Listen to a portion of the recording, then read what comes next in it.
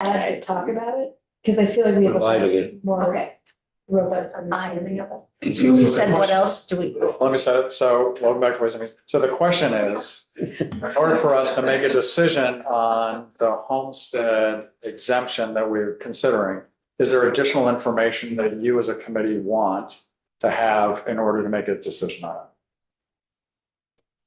Carol or thank you. representative? Well, maybe we need to hear from realtors. I don't know, where would you go? There may be something in a JFO report somewhere about, what property values are in the state of Vermont and where they're, what the property values are across the state. Something, we need something. Yeah, that's not, is there something in the PVR report? Oh, PVR. You want to shake your head? You want, I was gonna say that. Yeah, okay. But you I have to look at it with everyone else. So I'm not hiding anymore. Wow. Sorry. I only have about myself.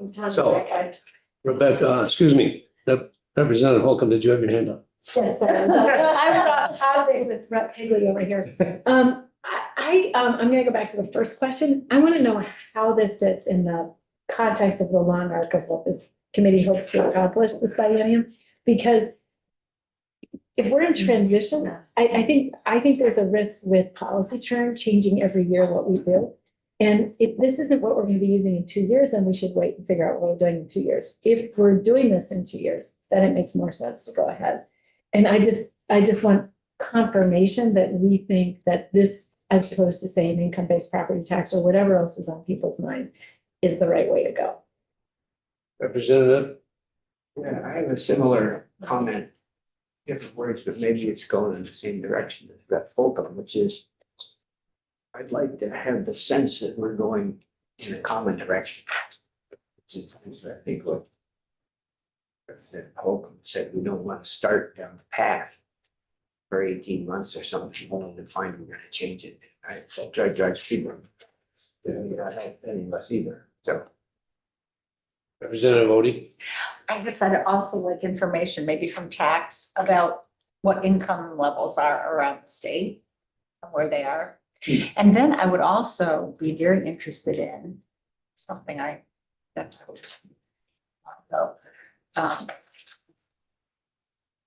someone else already find it again, please. No, it's not taking enough.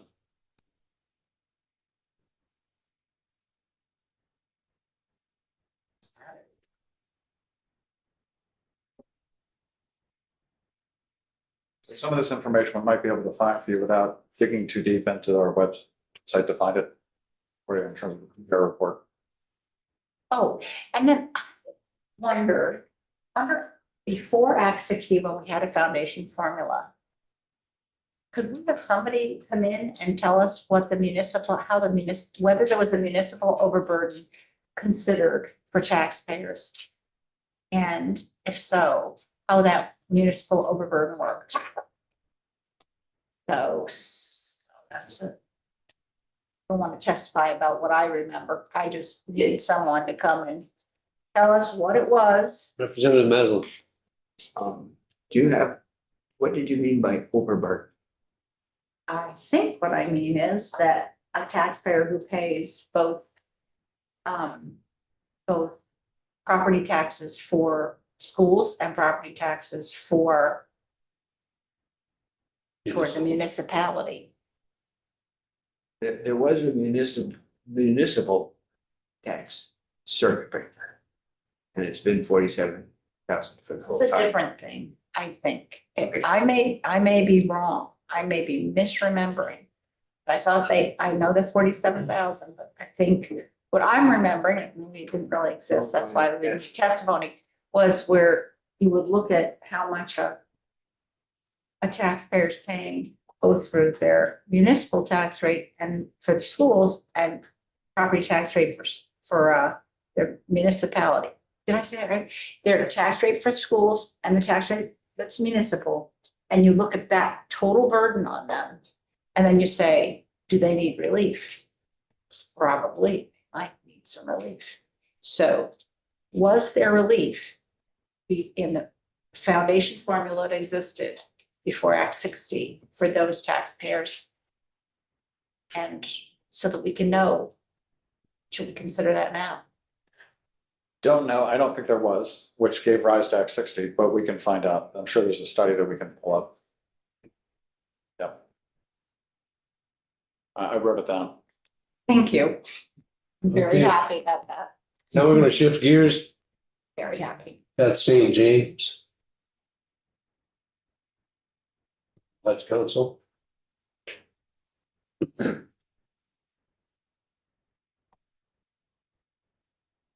Hello, Beth St. James, Office of Legislative Counsel.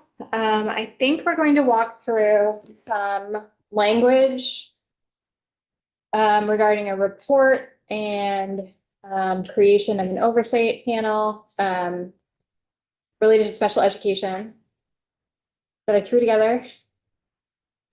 And that is unedited, which breaks my heart to come before you with unedited language. So Can I just say, seriously impressed that you have anything at all? Given the very short turnaround time, so we would welcome all eyes on. Okay, so I think if it's okay with you all, I think the most effective thing to do would be for me to just share my screen. We walk through it and you give me some suggested edits as we go, so markup. Okay, right. Not that we're gonna wordsmith, got but my colored pen ready. Erin, can I have a Zoom link, please? Is it? Oh, there it is. Nope, nope. There it is, okay.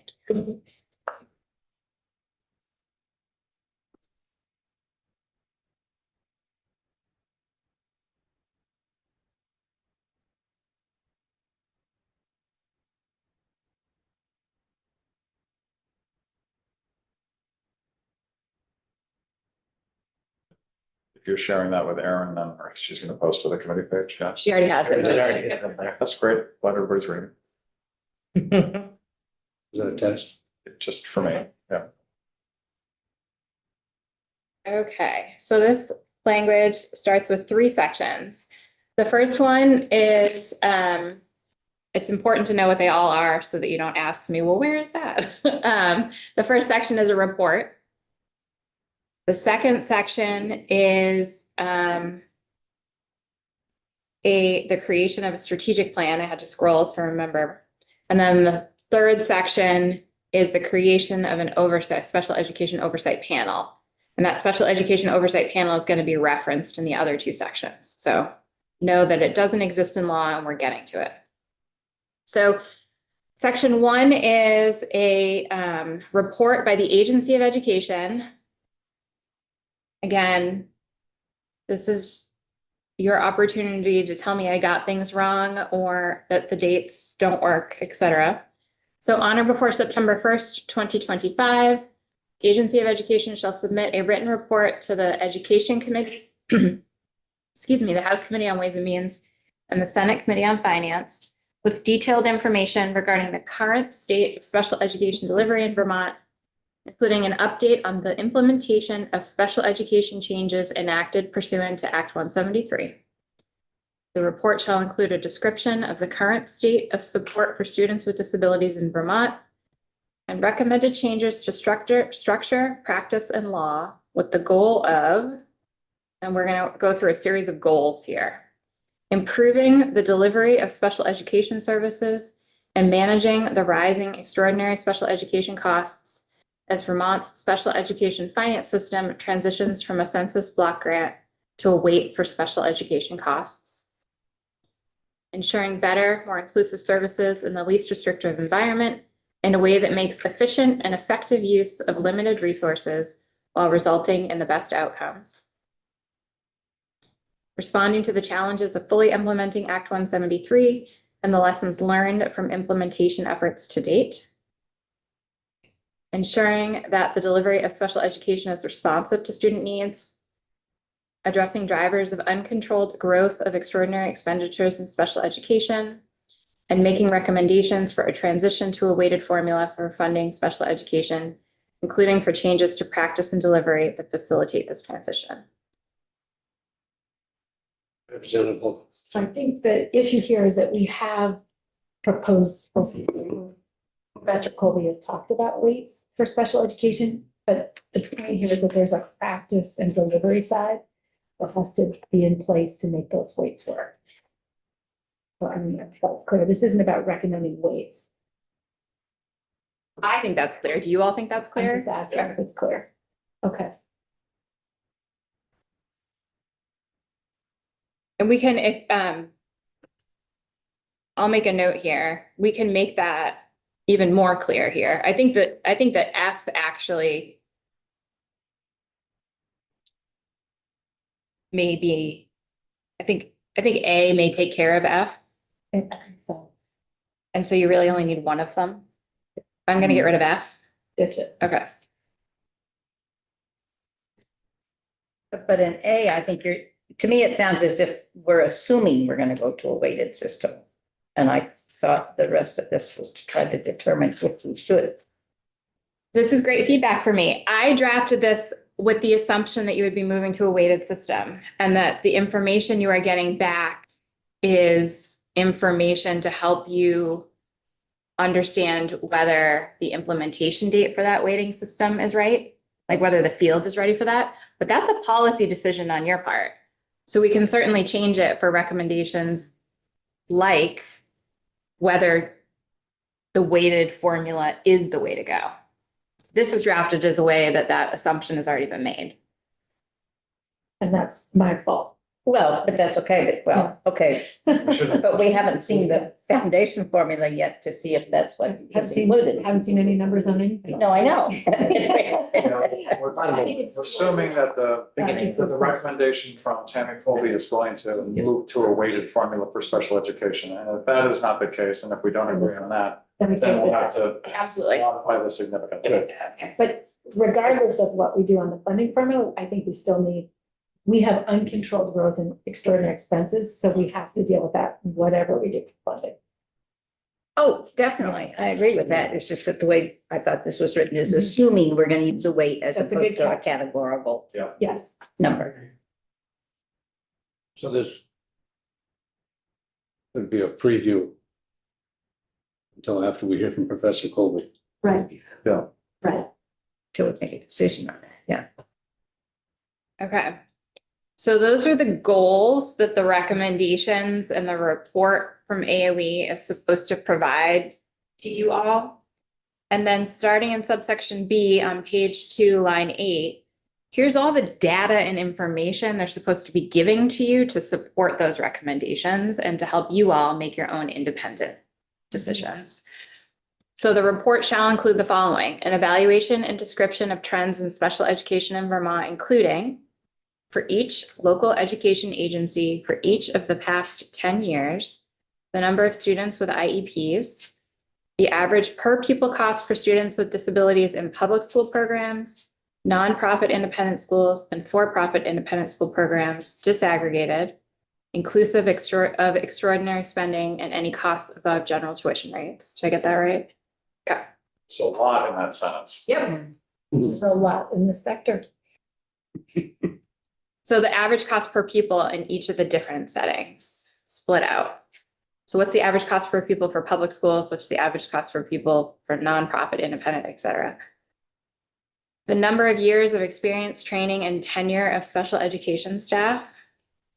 The growth or reduction in full-time equivalent staffing for special education educators, interventionists, and paraprofessionals over the last 10 years.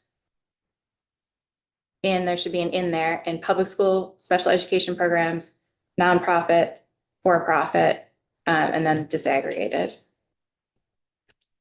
The aggregated and the highlighting here is a place where I maybe had a question or didn't understand some of the direction that I initially received.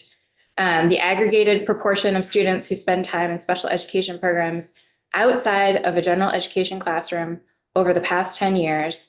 And I didn't quite understand this merger language. So if you don't need it, that's an easy fix to get rid of We it. needed to rework the first part too. I'm realizing what this is trying to get at, and you'll be able to help me with this, Carol. When a student is placed out of district into a more restricted setting, the intention is always to try to bring them back to the school. But this is looking at whether in some settings, they tend to stay out of the school longer than in other settings. Does that make sense? Or in some settings, are they more likely to return them to the regular high school setting? Depends, I think. Yeah, but it'd be interesting to know if there were patterns. Yes. So if you can think of a way to phrase that. The top, you have thoughts? And I can work on it too and send Is it suggestions. just the amount of time students spend outside of a general education classroom? What we're not looking at is students who are pulled out for intervention services. So so we're looking at Oh, I students see who what are you're saying. placed into a more restrictive setting. That is, I'm trying to use the special language, a student whose least restrictive environment is in a specialized setting. Okay. Does that make sense? Mhm. So it's not the kid who's pulled out of class at recess to get tutoring. It's the child who was told you're not going to go to school, you're going to go over to this specialized program. Okay. I may need help wordsmithing, but that is more clear to me now. Yes.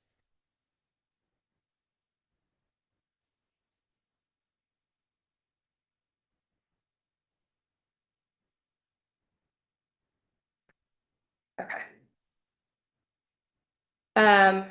Okay, so that was all of the information for LEAs.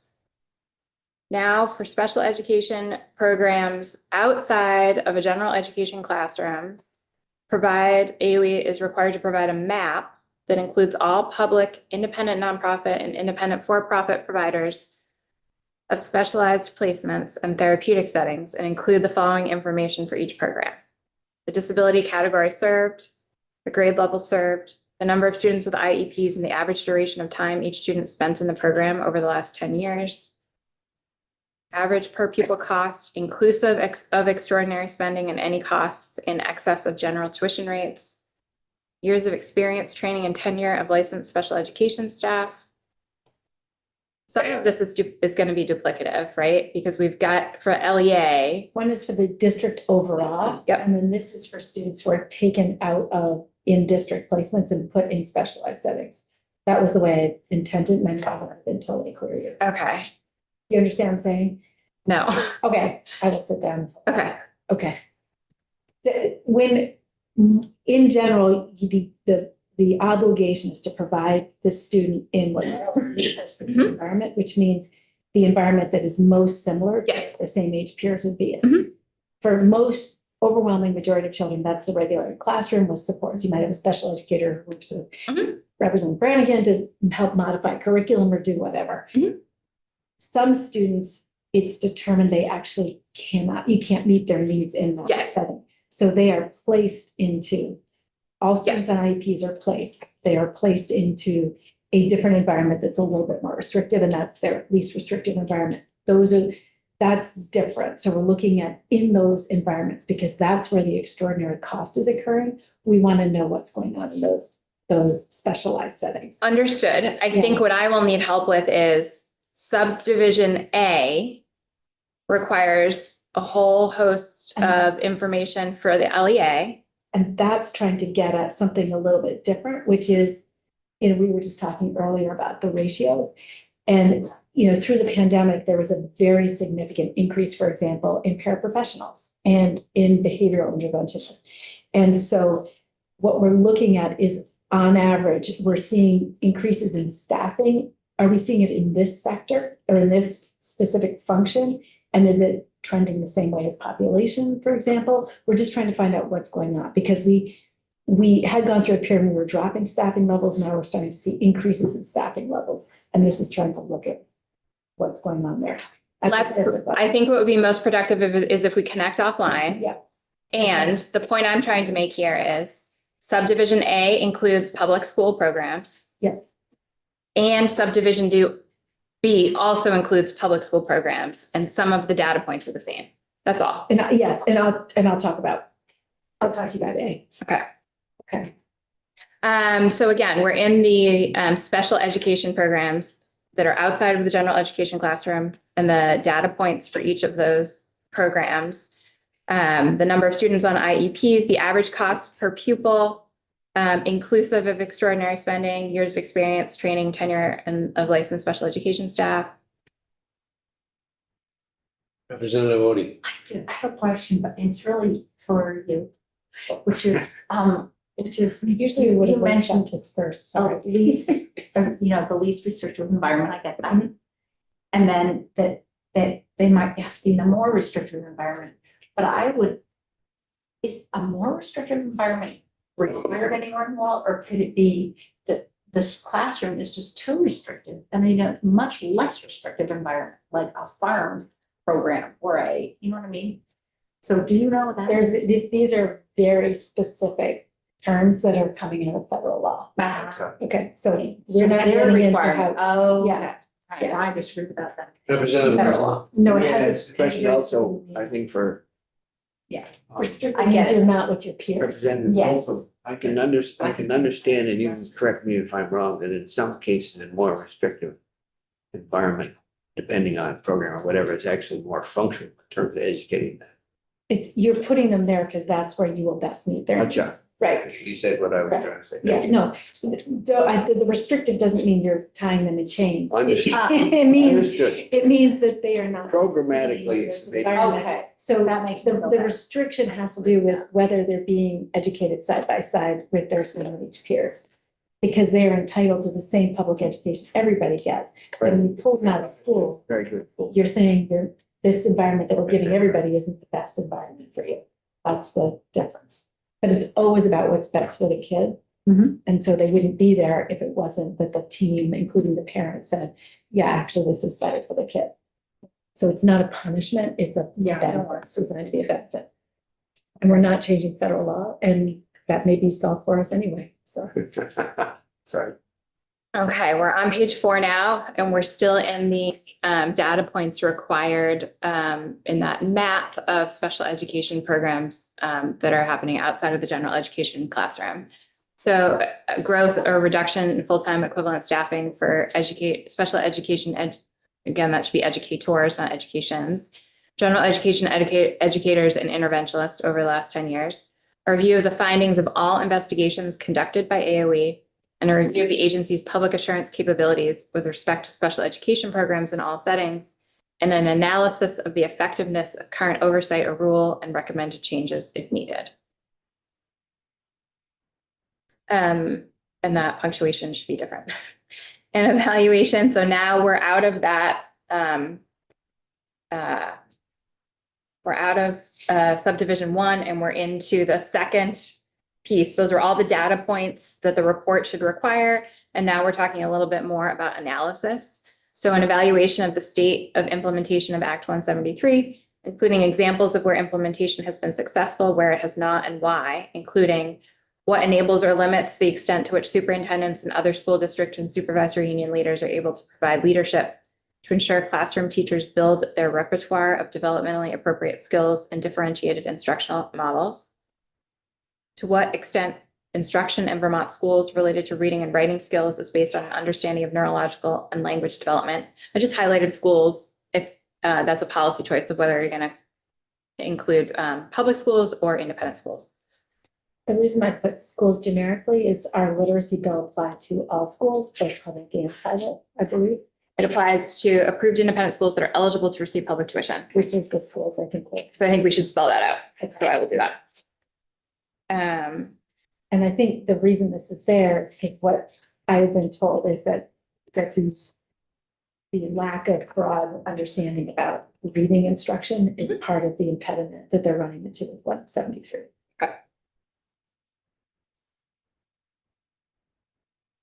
To what extent do superintendents understand the science of language and reading and emotional and social development, and how is this reflected in their leadership practice? And whether the independent school. Can I just ask a question at this point, Mr. Chair?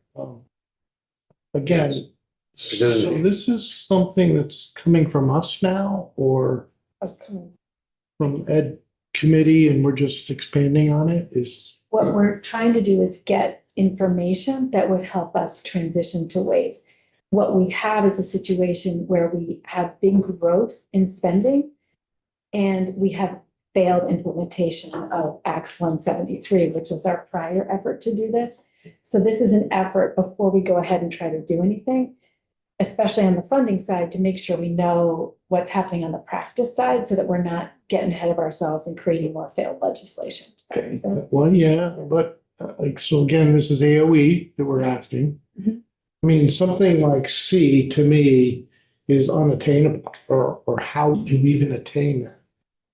To what extent do superintendents understand the science of language and reading and emotional social development? I mean, is there a course that they take on that? Well, part of it is, there are many answers. To get certified as an educator, they have to take courses to this. The question, I think it's a good question, Mark, and we can push back and take this out. I think the question, what we're hearing from the 173 implementation teams, is that in places where superintendents were leading the work of the kind of stuff that Nate Levinson was talking about, it worked. Where superintendents didn't have that background knowledge, it didn't work because it was left to special educators and they can't drive the improvement in instruction. And so part of this is, if we're going to pass these bills and require this stuff and expect it to be affordable, we need to know if the people leading it are even has any professional development been provided to them? And so if they've been given professional development, if all the professional development has been targeted at classroom teachers, that might explain why superintendents aren't leading on that work in some settings. And they've been trying to implement this since 2018. So there's some history on it. And they're trying to. Implement 173. So I have, Thanks. special educators are always sending reports. Did they send them to the superintendent? Well, the superintendent supervises the director. Yeah, they would know this. And the AO, I mean, I think, these were things that were recommended to me by people who work in special education and who worked on Act 173 implementation. But Mark, if you have concerns, you should say so. I think the point is, if one of the ways to reduce over-identification is to make sure we're doing good first teaching. And there's some evidence in Vermont that instead of just making teachers better, we're providing a lot of interventions, and that's why we've got all these extra people on deck. If we want people to be focused on better teaching, we need to make sure we're supporting superintendents to lead that better teaching. And this is what that's trying to get at. And I guess just one other question, are we gonna hear from AOE as far as what they believe that they can do in regards to all of these report questions? Or no, we're just gonna. We can certainly ask them. If you recall, we asked them to testify on extraordinary expenses a couple weeks ago. Thanks. It is a dive into policy that you ordinarily don't do as much. Right. These are requests for reports, and again, you can send your member of this committee, make your opinions heard. Okay. Whether independent school reimbursement funding model depletes block grants to public schools and undermines implementation of Act 173. That is controversial. The weights would solve this problem. And I think part of the problem is we have census block for some and reimbursement for others. That is a big piece of why this is stuck. One of the reasons I think a weight transitioning to weights would be helpful is it ends that problem for both independent schools and districts. It's a way to get past that. Because this has been a stumbling point that doesn't help the independent schools and it doesn't help the districts. If we transition to weights, this problem would go away. Wonder if we said something like whether a more equitable, or I wonder if there's another way to phrase it to get at the same information. The issue is the issue is when you weight, that weight would be applied to base funding. And so an independent Linden Institute serving a kid with a disability would receive the weights. So they wouldn't be stuck in this reimbursement world. They would be weighted for the disabilities that they were treating. Does that make sense? Oh, yes, I completely understand that. I don't know how you write that there, but that's the intent. Does that make sense? Yeah. I would just say that concept is straightforward, but you're asking for a report back. And so I would just Just say, take what the is the out. report back? Then you To can you take all. the out, because Okay. I think I'm saying, we already know that a waiting system could solve this problem. Okay. That's a problem. Objectively, that is a problem that hurts everybody, and the weights would address that problem. And again, this would be, I would need to take direction from the chair. Mhm. But, you know, one way to have that concept appear in the bill is in a finding section or an intent section, should you so choose to do that. I agree. So we're gonna put that to the side. I've made a note to remove D. Okay. We're asking for identification of drivers of accelerating costs and challenges to the success of students with disabilities. That is pretty broad. Do you want it to be that broad? Like, what are the challenges to the success of students with disabilities? If you want to take off, I mean, we're focused on costs. Like, I want to know what's driving that cost. I have some hunches, but we have no data on it. And so you can take off. I The don't only think, reason I always put success is I just want to remind us why we're doing this. I mean, we're funding these services because they enable people who might not be able to otherwise do so to do much better. And that's in all of our interest. So that's why I always put success in. Representative Burkhardt. Yeah, I think success needs to be in here. I just think these are two different concepts because the same things that are driving the accelerating costs may not be the things that are causing challenges to student success. So identification of barriers to success for students with disabilities, or I don't know if there's a way to say, I don't know what the measurement is of success, whether there's a way to see if there's a trend over time about the level of success or how we're defining, how we would even define it. This is where I feel like I'm getting into the Ed Committee's work of what does success look like for students with disabilities. I only have anecdotal discussions with families of students with disabilities that are frustrated because they feel like they're not getting the services they need. And there is a team, and there's a special advisory committee already that the AOE hears from, you know, in statute and federal rule. So that there's, I don't know that we need to define success, but I think it would be helpful to know what the AOE is defining as success. Yeah, I would just probably break that into two then. I would say identification of drivers to accelerating costs, and then a second bullet, 3A or whatever it would be, barriers to the success of students with disabilities. got it. Identification of barriers. All of that. A description of how special education is funded in public schools, independent, Okay, I realize I wrote this for you. oh. A description of how special education is funded in different settings with the benefits and risks of each funding model. I think you may not know the benefits and risks, but you certainly know how each setting is funded. But I think but public schools, we're not talking about, you know, Union Elementary School. We're talking about the Hartford area autism program. So it's not public schools, it's public district run specialized settings. Because those three are how we meet the needs of our kids with extraordinary needs. And they are funded differently. Okay. And they are structured differently, and there are pros and cons to each of them. Representative Maslin. Sorry, Mr. Chair, question for you, Representative Holcomb. Are you suggesting, or would you suggest that other areas around the state follow what they're doing in Hartford as a model? I mean, there seem to be good things going on in Hartford that I'm not really conversant on. They seem to be sensible. So The purpose of this would allow you to evaluate whether that's the right thing gotcha, to do. okay. So I'm not telling us what to do, but No, Yeah. that makes perfect Yeah. sense. yeah, Okay, so I made a note for district-run specialized settings. Mhm. Okay.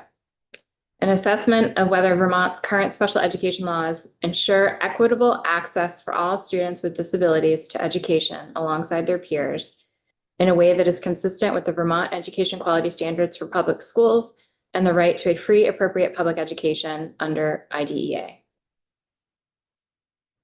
Oh, there should be education in there. I forgot the E.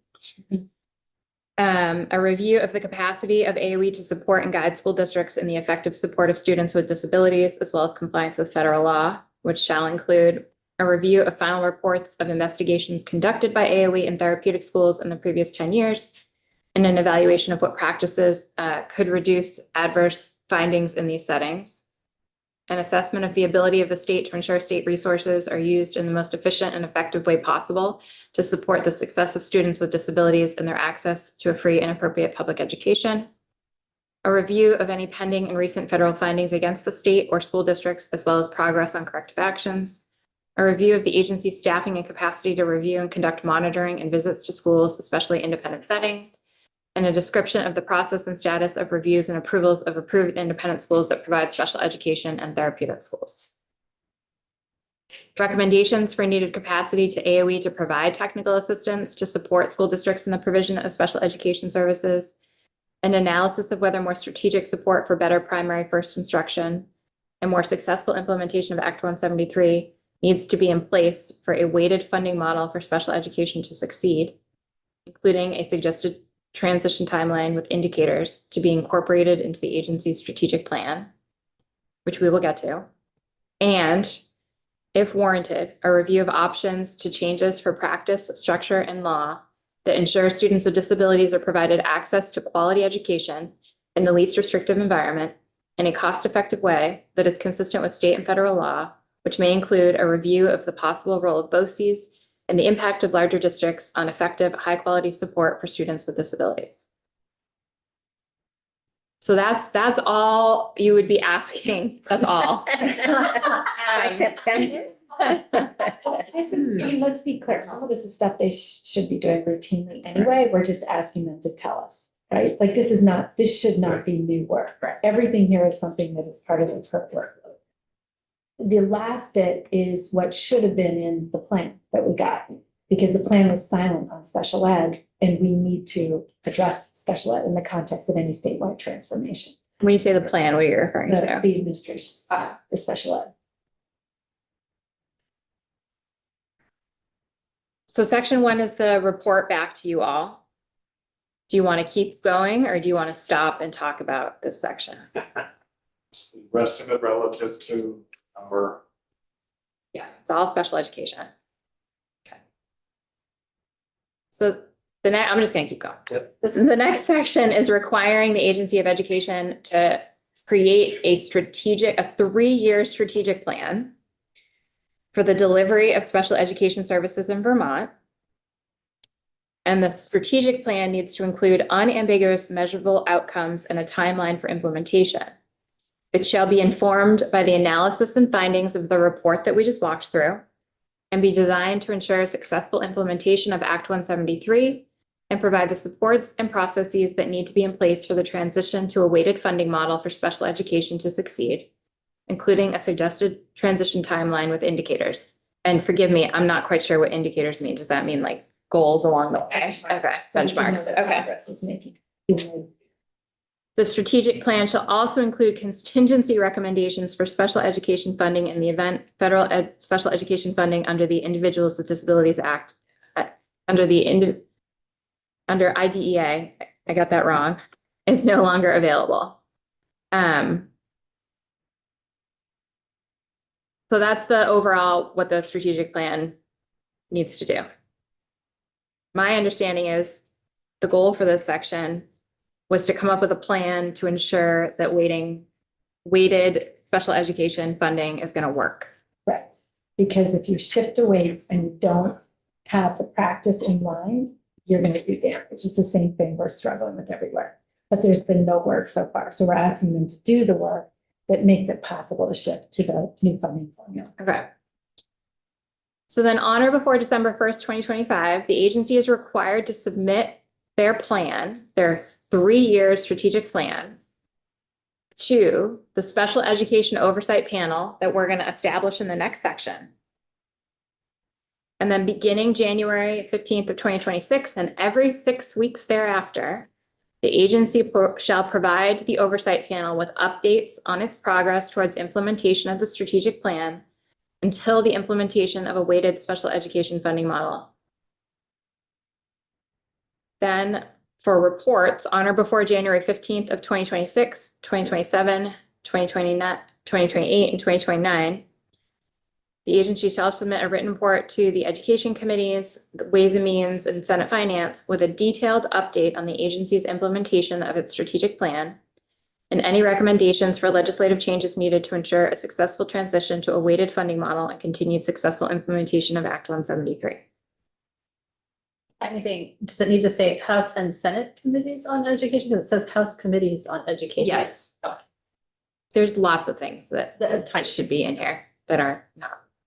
Without looking at H545, I would expect that there would be similar reports on the effectiveness of implementing a weighted foundation formula.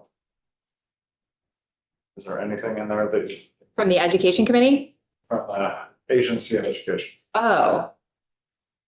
not just for special education, but for everything? I will look at it, but I don't remember any report backs in 454 as introduced. No, that's not true. There was a report back from AOE regarding therapeutic schools and how they should fit into this new structure and on collective bargaining agreements. But I don't believe there was a report back requirement related to the funding section, but I will check on that.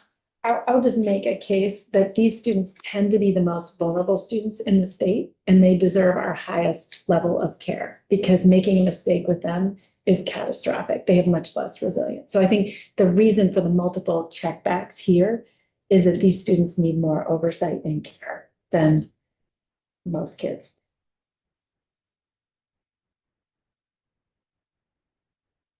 Chair, can I ask another question? Senator Higley. Thank you. Chair. So currently, how many superintendents are there in the state? 59. How many we have? And so again, this report is good, you know, some of it, I'm just looking at one little section of it. You're gonna find out, out of those 59 superintendents, this information, which, once we go through the foundation form, once we go through the new districts and all that sort of stuff, there's gonna be 5, 9, 11 superintendents. So I guess I'm just curious why put all that effort into figuring out what 59 superintendents are capable of when we're gonna end up with. If you would 11. like to strike that one segment, I'm fine with that, Mark. The rest of the data on special ed, that is gonna be already at the agency, because this is a very highly regulated space, and so they've got extensive data collection here already. And I think what we're trying to do is get them to tell us the story in that data. I agree with you, that one request about what support we're providing for the superintendents, I agree, it's a little bit of an oddball here. But again, I mean, wouldn't some of this be as simple as having them in here and telling them, asking them what information they already have on some of this stuff? Because you're saying they should have. We tried, and if you recall, they didn't provide us information, so we're giving them another chance to do it as a report. We did ask them that, we went to a meeting, and we didn't get the data on for, the numbers and Medicaid rationing and that stuff. That will come out in the report. Okay, thanks. I did just look at H 454 as introduced, and section 7 of the bill at the very bottom of page 37 requires AOE to convene superintendents, directors of therapeutic schools, special education directors, and other experts to study the need for cooperative education services and the oversight of therapeutic schools within the governance created within H 454. And then they would be required to submit a summary of their findings to you all on or before December 15th, 2025. And that was it. And then there's the last language is related to collective bargaining or a salary schedule. But that's it for reports. This is asking the agency to tell, the reason to ask the agency is they'll tell you what they have the capacity to do. Whereas somebody on the outside may not know what the agency has the capacity to do as well. So I would actually recommend we strike that language that bothered you about superintendent training. Let's take that out. But I think the question is, what do we need here to help us know? You may have heard Vermont Public the other day. There was a story about an independent school that was overbilling and charging for services that weren't delivered, had no academic program, and didn't even meet basic safety standards. That can't happen. Like, these are people's kids. These are kids who need extra attention because they're extra vulnerable, and we can't have that be happening. And so this is about helping us understand, how do we, as we think about transformation, how are we organizing ourselves to make sure that we're paying attention to the most complicated kids and making sure they're safe and okay too. And we're not just leaving them out of the plan because they're hard, which is where we are. But this will help us have good data to make sure that when we make decisions and we shift to a weighted formula, we've done our due diligence to make sure that we may be saving money, but we're doing it in a way that makes those kids better off. And we're not harming them. Does that make sense? Yeah. But I do agree with you. Let's strike that other one. Thanks. Struck. There you go. It's my favorite part. Taking stuff I out. like taking stuff out. Section 3. Oh, do we want to talk about section 2 at all? Okay. And the goal here was to get the agency to map it so they can tell us what needs to happen. And I think they need more staff. And we need They them, need more staff. they need more staff. Like, they're good people working there. They're just not enough bodies to do this, particularly if we lose federal money. Okay, section 3 is the creation of the Special Education Oversight Panel. There is already a Special Education Advisory Panel that is in statute, and it is a federal requirement to have. This is a separate body. You're creating it for a limited period of time, and the makeup of the panel is different. There is created the Special Education Oversight Panel to review and evaluate the agency's 3-year strategic plan, the implementation of special education in Vermont, and provide the legislature with recommendations for how to improve the delivery of special education services and manage rising extraordinary special education costs as Vermont's special education finance system transitions from a census block grant to a weight for special education costs. The oversight panel would be composed of the following members. 1 member appointed by the Vermont Association of School Business Officials, who shall have experience with both school district operated specialized settings and out of district specialized settings. 2 members appointed by the Vermont Council of Special Education Administrators, who shall be special education directors, with experience working with a range of private and independent school settings and an understanding of Vermont Census Block Grant funding system and how it differs from a reimbursement funding model. And I'm going to suggest that I should not have included private in there. I think it should just be independent to stick with the legally defined terms. Yeah. Um, I think in the original draft, I think it was public and independent school settings. okay. We want both represented at the table. Okay. 1 member appointed by the Secretary of Education who shall have experience in Vermont with a range of specialized education settings and Vermont's special education funding system. 1 member appointed by the Chair of the State Board of Education who shall be a member of the State Board with experience related to special education and rulemaking. This one I'm going to need a little help on. 1 member appointed by the co-directors of the Building Effective Supports for Teaching the BEST project, who shall have extensive experience in Vermont providing support for educators to offer better support to students experiencing emotional and behavioral challenges. It's not clear to me if BEST is an independent organization or part of the Agency of Education. It's outside, it's hosted at UVM, and we Okay. should probably call them if we put this in, and I could try to do that. Correct. But I think this is the outside, they're the group that is backstopping the MTSS work, the multi-tiered systems of support work, and it's, the positive behavioral interventions and supports. This is the group that has been providing professional development and support around some of the students with the most challenging behaviors. And so you're trying to get someone who has experience with that, who can talk about the statewide success of that implementation effort, because they actually study it and have research around it. Okay, as long as it's not part of, I was concerned about the Secretary of Education making an appointment and then BEST being a part of AOE and not, but if they're separate, then I think we should refer to their hosting body To UVM? Yes, Okay, so to UVM, and. or however they would prefer to be whoever referred that person to. is, I guarantee you, they will be working closely with whoever the secretary appoints. Maybe if you are able to reach out to them, they I could will. give you some feedback on how best to represent. I will reach out to them. Okay. Two members who shall be parents of children with disabilities, one appointed by the Vermont Family Network and one appointed by the Special Needs Support Center of the Upper Valley. And one member appointed by the Agency of Human Services, Department of Vermont Health Access, who shall have experience in school-based Medicaid programs. What are the powers and duties of the oversight panel? They are required to review and evaluate the agency's 3-year strategic plan for the implementation of special education in Vermont and provide periodic updates to you all regarding the agency's efforts towards implementation of the strategic plan. The panel is required to create unambiguous review criteria and provide that review criteria to the agency on or before September 1st, 2025, which would be before the strategic plan is due, so that they'll know when they're building that plan what their review criteria is. Based on the review criteria, the panel shall review the agency's strategic plan, evaluate the appropriateness of proposed benchmarks and timelines, and evaluate the agency's capacity to complete needed work and implement the strategic plan.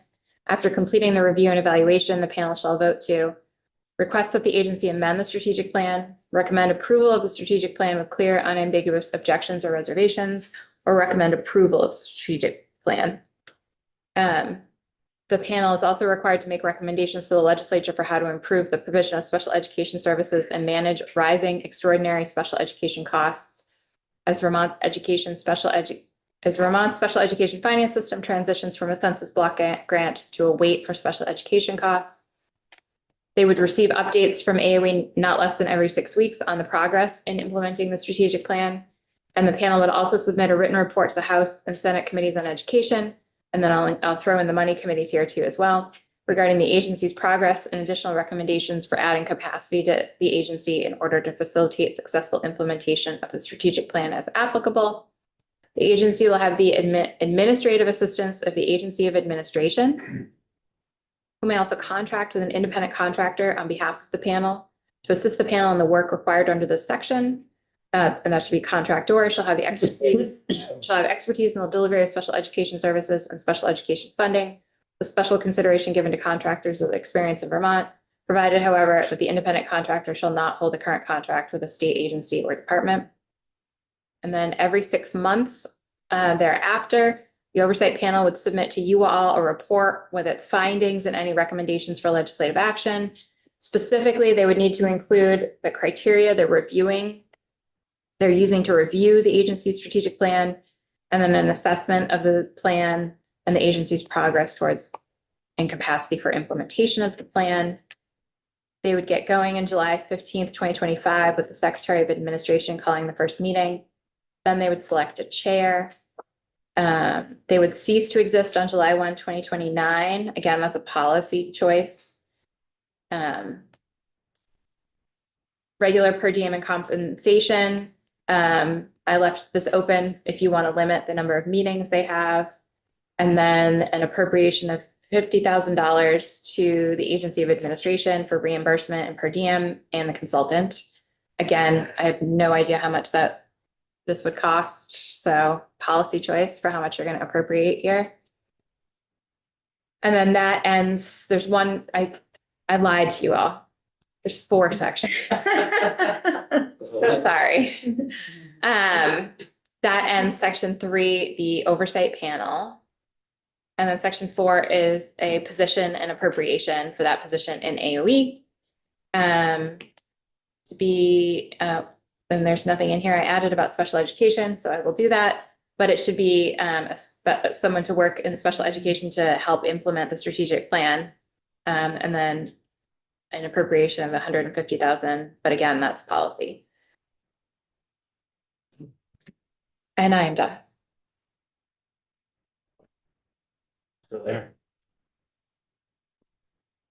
A lot of this was policy. I'm just glad Rebecca on staff here that. Yeah, I was just gonna say thank you, because this is clearly, between the two of you, represents a very heavy lift of work. And it's something I've been asking about in meetings, but didn't even know how to ask some of the questions that are addressed in here. And I just so appreciate both of you working so hard to come up with this. Has anyone on the education committee had a look at this? Peter has it right now. I think, given the timeline, we're trying and how quickly it's leaving the station. I think we will get feedback from him and we won't move ahead without his support as well. I think he's read it, right? So he can provide immediate feedback. I think they may be watching you all right now. Oh,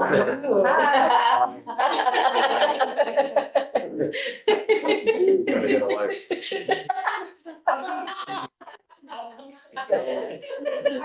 I need to weigh in. I want to acknowledge how much they're doing, and they started with the administration's bill. This has been a gap from the beginning, and I think my concern is just we're leaving, it's gonna leave the house and it isn't even on the table. But, you know, the expenses, I mean, if you just look at that line of thing, we've clearly lost control of cost. And I can't see putting in a weighted formula if we don't have some understanding of what's driving that cost and some plan for getting a handle of how we provide these supports for kids before we shift, or we're setting them up for failure. Sounds like there's a little more work to do, There's more work to do. on consulting with them before deciding to rope it in. So the process would be, this would be an amendment that we would propose, or that, I think we want feedback from the House Education Committee Yeah. first, and then I think we don't know how we're Questions, do we, our pieces. yeah, is it a committee? Does it fold into the committee's amendment of 454, or is it a separate amendment? So that's what we have to decide. And hearing from Tammy Colby. Yeah. Yes. Thank you, Beth. Thank you. I want to thank you, Beth, because I don't know how you did that, so. I just took your word. So I will have a new draft tomorrow. Okay, and I'll work with you on that one little section, and I'll get the other set up. Well, Mr. Chair, I was gonna say it's been a long day, but there's some things we're still gonna have to decide on. We did not take a look today at new language for the property classification yet. Oh, that Kirby. I don't think we have much in the way of an extensive redraft of that yet. I could be corrected. I will just say that Kirby's been listening in, and if you would like for him to come up with you. Don't know if we have the mental capacity for it. That was actually what I just typed in. They've lost it, please. Right. But if there is new language that could be sent that we could look at before tomorrow, to be honest, if the language is ready, like, I'll let them. yeah, I'm not saying like as a committee, look at it now, but if there is language that is ready for tomorrow. Oh, okay. You know what I mean? The thing I would add there is I will have a new language for you guys tomorrow, so it just may make sense for all this to come as a package rather than Okay. like a draft 2.1 and then a draft 3.1 to follow like 4 hours later. Yeah, that's fine. Representative Holcomb. I may be a bit of a golden retriever, but I need to hear things several times. And so what I worry about with Professor Colby's stuff is it's so dense. It's very hard to digest in the moment. Has that document been provided yet? And if it's so, can it be posted? Okay. All right. So we'll just post that as soon as it's available. I'm just acknowledging that sometimes it's really hard to get around some of that stuff. And we have the reappraisal bill, which we had discussed yesterday, which we'll have to bring back. As to if we what we want to do with it. And that's Kirby as well. It is Kirby as well. Taking some additional, Rebecca Samaroff. Did I pronounce her name right? Yes. Yeah. It will be meeting with us tomorrow too from the Department of Taxes, so we'll be able to get some input from her on that.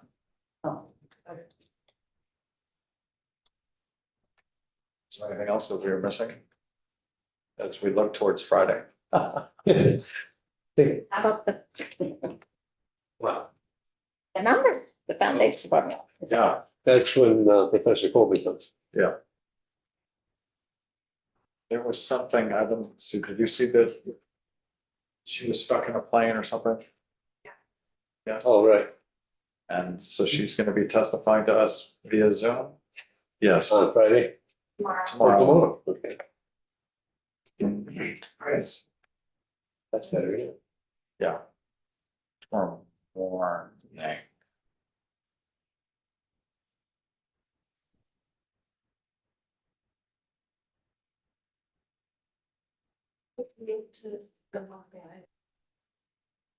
We are live. I- Oh, you mean, Wow.